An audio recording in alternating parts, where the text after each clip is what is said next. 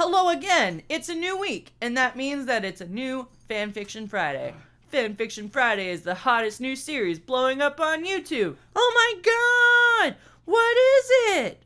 It is a series where we, people who love to write fanfictions, write fanfictions, but we don't just do it like any ordinary fanfiction writer. We take 3 separate bags or hats or boxes, I'm not sure what they are at this point, and we put one bag, box, hat as characters, one as locations, and one as scenarios, and we throw in many potential suggestions for those different categories, and we draw them at random until we have 2 characters, 1 location, and 1 scenario, and then we have 30 minutes to write that fanfic. It's a deadly game of cat and mouse, only without cats or mice. How do people suggest things? They go into the comments below, and they write characters, or locations, or scenarios. My god, I was on the edge of my seat. Yeah. I should shut back a bit, actually. Bet you couldn't see that coming.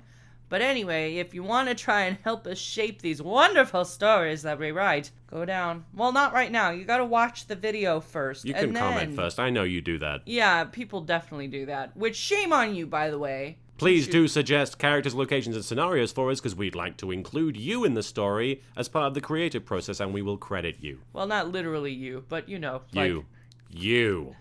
Batman's 1976. You are now the protagonist of a 30-minute fan fiction. Congratulations. I would love that. But please do enjoy the fanfics for this week. The following fanfics are based on existing properties. We do not own the rights to the characters or the locations associated with them. These stories are intended to be non-profit and are written for fun only. Each author was randomly assigned 2 characters, a location, and a scenario. Each contestant was given 30 minutes to finish their story. What follows is the shocking results. Hello again, and welcome to another exciting edition of my fucking fanfic for this week. I got Cullen and Roman Reigns, which was suggested by Ice Mario 19. For the location, I got Dinner Party, suggested by Revman Bobbin. And the scenario was the people they're trying to save don't want to be saved. So I hope you enjoy my strange fanfiction. Cullen shifted uncomfortably, his wrists restrained to the arms of a chair he was being forced to sit in against his will. His skin burned with every twist of the rope, and so he stopped trying, giving himself a moment to rest while he collected his thoughts. A long wooden table sat before him, with people placed down the entire length at both sides. There were no dishes, no flatware, no glasses, just live bodies placed before placemats and a vibrant red tablecloth covering the dark wood. At the opposite end of the table rested a large serving dish, heaped high with pale, bloodied meat. It was just the beginning of the harvest. Sweat trickled through his ruffled blonde hair and down his brow, stinging his eyes as he blinked fiercely. He looked at his friend to his left, the only other familiar face in the room. Roman Reigns met his glance, stern, glistening face, a stark contrast to Cullen's, which was most likely red and drenched in sweat. Reigns' calm might have been comforting if the man were capable of any other expressions, but in the short time Cullen had known him, he had found the man lacking in any of those. Reigns had come to the Inquisition just a few weeks ago with alarming news that residents in his village had gone missing at an alarming rate over the last 6 months. In his attempts to track them down, he had found that they had all one thing in common. The last person they were spotted with was a known apostate and blood mage named Hannibal. Reigns had found only one survivor in his search, a woman who was left for dead in a forest with several pieces of her body methodically carved out. One of her legs was missing, and the other had a sizable chunk sliced out from the back of her thigh. Her sides bled so much that there was no real way of telling where the injury had been. She let him know where Hannibal had been last spotted, and Roman had tracked down the Inquisition for help, pledging his undying support to the cause were they able to capture or destroy the madman that was the cause of so many dead or dying friends and neighbors. With the Inquisitor gone, Cullen had no choice but to accept the mission, and he and Reigns painstakingly tracked down the hideout with a small group of soldiers to minimize their detection. But their efforts were in vain, and they were quickly detached from the unit. Soon, it seemed, they would be detached from the rest of themselves. Cullen took a deep breath, panic climbing in his throat and burning his chest as he recalled the last time he was bound and tortured in the Ferelden Circle. He had seen many things happen right before him, but the difference then was that they were all illusions, or so he had rationalized in order to keep his wits intact. But now each scream he heard, each new piece of flesh that was added to the pile by their captor, it was all real. "Any ideas, Reigns?" Cullen asked quietly, struggling to keep his voice steady. Roman scanned the room, the empty eyes of the people around them showing that they were not in possession of their own minds. Looks like we've got no help, but I think I've got an idea. His flat delivery was not very assuring, and Cullen hoped this man wouldn't ever find himself in a leadership position because of his complete and total lack of charisma. But seeing as the commander had no other choice, he simply nodded. Silence burned their ears for a few moments before the rippling sounds of magic came from the kitchen again, and screams pierced the air. As the noise was there to disguise any movement in the room, Roman stood as best he could with his arms and legs tied to the chair and made his way to the doorway. With a calculated swing, Rains threw the legs off the chair against the wall, snapping them off. From there, it was just a matter of taking advantage of the compromised integrity of the chair to free himself, and soon the tall, dark man was working on Cullen's ropes. His heart soared when his arms were finally loose, and he ran to the first person he could, a woman seated on the edge of the table closest to him. He took her shoulders and gave her a gentle shake. "Miss, it's time to go," he said quietly, trying not to attract attention. Her clouded eyes moved to his direction, but did not look at him. She pushed his hands off her, turning her face back to whatever she had been looking at previously. "He has chosen us," she said, voice hollow and breathy as though she were speaking with a weight on your chest. Frustrated, Cullen moved on to the others with the same results, mutterings about how they wanted to stay, how they needed this, and how they'd been selected. Frustration made it difficult for him to keep his voice and actions quiet. He looked over at Rains, who looked just as unbothered as before, but the way he stood over another member of their unwanted dinner party showed that he was having similar success. Cullen held his hands up hopelessly, unsure of where they were to go from here. Footsteps creaked through the other room, and a chill ran down Cullen's spine as his eyes widened. Roman held a finger up to his lips, then held up a fist. With his other hand, he wrapped his fingers around his clenched fist and pulled the wrapped hand down and back up, cocking it like some sort of crossbow before slamming the fist into the ground. Alarmed and confused, Cullen shrugged furiously to the other before the dark-haired man got to his feet, meeting eyes with their captor, who was now in the doorway and just as concerned for Rains' mental health as Cullen was. In a moment, Roman launched himself through the air like a spear, landing square in the center of Hannibal's mass and knocking him back. Before any reaction could be made, Roman punched him twice in the face, knocking the mage out before any more could be done. Breathing heavily, Roman Reigns nodded slowly to Cullen, murmuring blandly, "I can, I will, I did." Cullen stared at the other for a long time. He was overwhelmed with emotions from relief to fear to confusion. Finally, he opened his mouth to say what needed to be said. "What the hell was that?" And that's the end. Doesn't matter what universe you're in. If someone's named Hannibal, they're bad news. Hannibal Buress, probably a cannibal. This fic that I wrote was based on the, obviously, 3 of these lined up really well because we threw in a bunch of Marvel-themed characters a few weeks back. The characters are Jessica Jones from the comic and the Netflix series. I'm only familiar with the Netflix series. Miss Marvel, which I'm familiar with currently in the Marvel Comics universe as Kamala Khan, taking place at the Daily Bugle. What are the odds? And the scenario, which I interpreted relatively loosely, is on a first date. And given the age difference between the characters, also the very different contrast in moods as to who they are as people, I chose to not have it be a romantic thing, but just sort of a superhero date of sorts. "You can't see it, can you?" asked Miss Marvel, the flat of her palm raised over Jessica Jones's head as they stood together in the rain.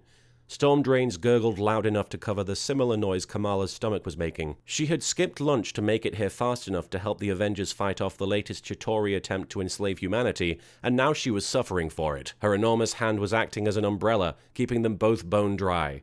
Except her hand, of course. That was soaked. "Look harder, dude!" Jessica peered up at the dark grey clouds that remained where less than an hour earlier there had been a sky filled with deadly fighter craft and explosions of magical energy. Instead of laser fire, now raindrops pelted the ground. Jessica wasn't sure which one she preferred. She couldn't exactly punch a rain cloud. "Come on, you're not even trying!" Kamala whined, her attractive light brown features splintering into an exaggerated pout. "I don't think you even want to see it." "Despite what you may think," Jessica informed the teenage superhero, "I'm not a glass half-empty person. I'm the kind of person who knows the glass isn't even for them, empty or otherwise. And no, I don't see it. Not all the old sayings hold truth to them, you know." "This one totes does," Kamala beamed, shrinking her giant palm into a regular, girl-sized fist again. She pointed insistently, putting her arm around Jessica, who almost instinctively shrank away from her.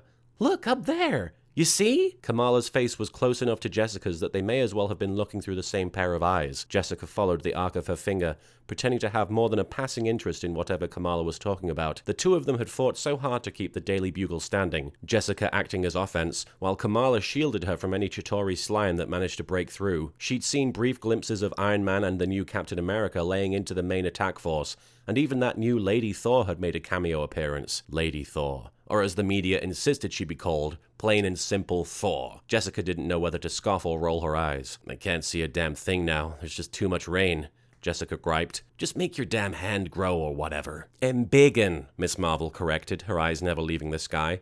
She had been smiling almost the whole time. Jessica had never felt that way, didn't know what it was like to enjoy the fight. Maybe because her fights always seemed so personal, usually with her loved ones' lives at stake, or some innocent person's sanity on the line. Jessica hated the phrase superhero, and would only on certain occasions let someone get away with calling her a plain, ordinary hero. But Kamala, she lived for this job. If it was even a job to her. And no, you'll see it even less if I'm hover-handing you with my big-ass palm. Is that it?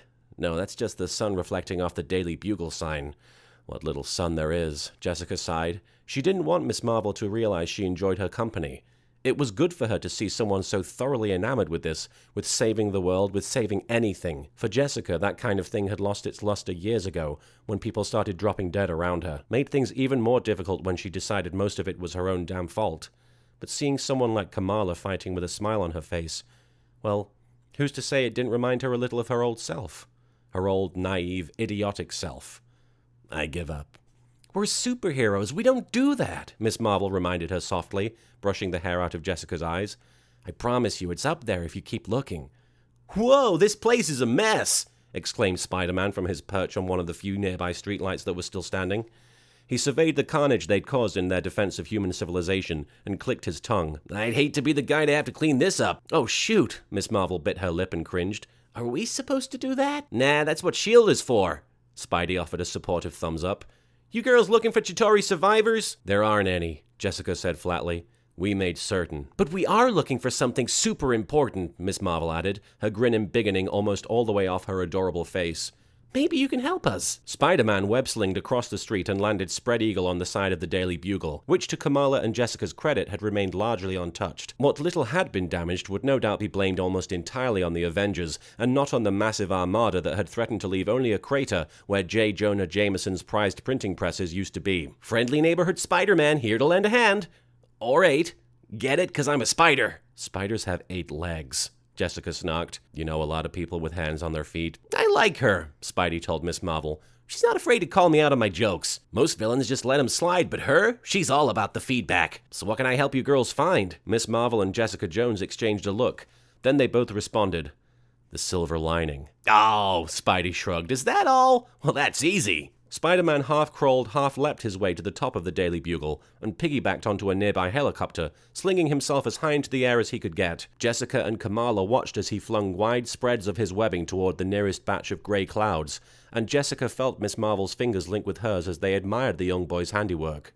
Before they knew it, Spidey had thrown just enough web to make it appear as though the clouds were indeed lined with a shining coat of silver. Sometimes it feels like no matter how hard you look, it isn't there, Miss Marvel whispered to Jessica as she drew the other close. But it is. It always is. No matter how dark it gets. Even if you gotta make it yourself, Jessica agreed. The two girls enjoyed the calm together, until Kamala had to leave abruptly to ensure she wasn't late for a math test. As she left, Jessica called out, Next time, where do I find you? Whenever there's clouds, I'll be there to show you the silver lining, Miss Marvel shouted back, as her legs sprang into long beanstalks. She stepped over a nearby office building and waved back at Jessica. It's a date! You got it, kid, Jessica said, and allowed herself a smile. It's cute. Okay, so this week I have Naruto, the Hulk, receiving therapy, which was suggested by Casey5693, and Endor Moon. The Ewoks were crafting new bows and arrows out of rocks and sticks as they began to feel a rumbling under their feet. Some birds far off in the distance took flight and made sounds of distress to let them know that something was coming. While they gathered what they could and started to disperse, a flash of orange hopping from limb to limb passed by, and the faint sounds of "believe it" could be heard in Doppler effect as it passed. While standing there stunned, as such speeds had not been seen there since the time of their great golden king. A more terrifying figure came blasting towards them. Trees were splitting into twigs as a massive green figure tore through them without doing more than running, as his sheer speed and size made them break into 1,000 pieces. It was clearly in pursuit of the orange figure, and there could be no way to stop it. As he rushed by the small group of Ewoks, the great green hulking figure slapped one of the Ewoks so hard that it died instantly against a tree far off in the distance. The group of Ewoks were understandably concerned about these creatures zipping through their homes. Their families were at risk, so they set about laying traps that were of crude make. They fanned out to try and cover as much ground as possible to somehow ensnare these terrible beasts, and hopefully take them down before they caused any more loss to their tribe. The great horn was sounded to let neighboring tribes know that there was a threat that was imminent, and distant horns were heard in response. The orange flash was Naruto, a proud, young, and stupid ninja who was trying some forbidden jutsu and ended up on a planet that was completely unknown to him. Once he teleported there, the Hulk was tossed there from an ongoing battle in the stars just outside of orbit. Upon seeing the orange jumpsuit-clad boy who seemed to be only capable of saying, "Believe it," Hulk became bent on destroying it at all costs. Naruto kept his obnoxious optimism the entirety of their chase, and after he ended up cornered in an area so densely packed with trees, the fight began. Naruto started to replicate himself before being instantly smacked to the ground with more force than any opponent he had faced before. The clones disappeared as soon as he was struck, and just as he began to try another jutsu, a great green hand smashed him like a bug into the dirt. Thankfully, the ground was soft enough for him to survive, but he was certain some bones were fractured or completely broken. He stared up at the green giant face staring at him with cold eyes filled with hate and declared, "I don't know what you are or how you got here, but I know I was sent here for a reason. I faced worse than you, and I'll face worse yet. A day doesn't go by that I'm not laughed at or bullied, and I'm gonna keep training and keep fighting until I'm strong enough to show the world what I'm made of. I'm gonna show my whole village what I'm made of. I may not be the fastest or the strongest yet, but I will be, and nothing can stop that. You hear me, you big angry green guy? I'm gonna train and work hard until I'm the best there is, and there's nothing you or anyone else is gonna do to stop me, because I'm Naruto, and I'm gonna be..." He was stopped as the Hulk brought both hands interlaced down on the small figure, smashing him almost flat against the ground. "Nothing," the Hulk huffed. As the Hulk turned away, he began to shrink in size. After he had returned to the size of a normal human, Bruce Banner looked up to see a familiar ship coming out of the clouds, likely looking for him. He found a clearing, walked to the center, and sat down, as he was sure they would locate him in due time. "I always hated that show," Banner said as he peeled apart blades of grass waiting for a ship to pick him up. From that day onward, the Ewoks learned that there were many more creatures than they had supposed after finding the remains of a body in an orange jumpsuit. Creatures stronger than them and far more powerful in one body were likely in abundance. They set about taking apart the old shield generator that had been untouched for many years. Thus began an age of technology for the Ewoks, and they were bent on figuring out how to make weapons to better prepare themselves so that there wouldn't be a next time. So Naruto died? Naruto died. Thanks for watching again this week with another fun-filled Fanfiction Friday! I'm filled with fun. Yeah. If you thought that was more fun than a barrel of suggestions, you should make a barrel of suggestions in the comments. You can be a part of the fucking magic. The comment section is like a barrel. Yeah, a barrel of laughs or tears. Or offensive words, like usually. I mean, yeah, usually offensive words. But after you've suggested things for us to put in our stories, which we will credit you for if we use them, by the way, you can go to our Archive of Our Own account, which is linked in the description, and you can read all of our stories and more, possibly less, because right now we're not in the country, we're in Europe. One of the things you struggle to do when you're in Europe is have access to fanfiction accounts to upload text documents to them. That's one of the downsides. Yeah, I mean, like, I think one of the questions on the customs form is, are you planning on uploading fan fictions overseas? We'd be legally obliged to say yes if we had to do it, but we have to say no, otherwise we get kicked out of the country. So we don't want to do that. But don't get kicked out of our Archive of Our Own account, where all our stories can be found eventually, and you'll have a good time. Watch next week, it's going to be great.